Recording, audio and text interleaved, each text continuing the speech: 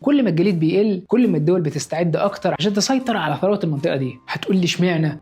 القطب الشمالي عايم على بحر من مصادر الطاقة زي النفط والغاز. ففي 2008 هيئة المسح الجيولوجي الأمريكي قالت إن المنطقة فيها ما يعادل 90 مليار برميل نفط وحوالي 1700 تريليون قدم مكعب من الغاز الطبيعي، يعني تقريبا ربع الاحتياطيات العالمية موجودة في القطب الشمالي. لكن المهم أكتر هو إن المنطقة فيها 17% من الاحتياطي المعدني المعروف في العالم، كميات كبيرة من العناصر الأرضية النادرة اللي قلنا قبل كده إن الصين متصدرة عملية استخراجها وصناعتها، وده مديها قوة كبيرة جدا، خصوصا إن العناصر دي لا غنى عنها في الصناعات التكنولوجية المتطورة زي صناعة العربيات الكهربائية والبطاريات وتوربينات الرياح والطاقات الخضراء والمتجددة. كمان في كميات كبيرة جدا من الفحم والنيكل والنحاس والتنجستن والرصاص والزنك وحتى الذهب والفضة والماس والكروم والتيتانيوم. وعشان تتخيل مقدار الثروات هناك، في آخر الدراسات بتقول إن الثروات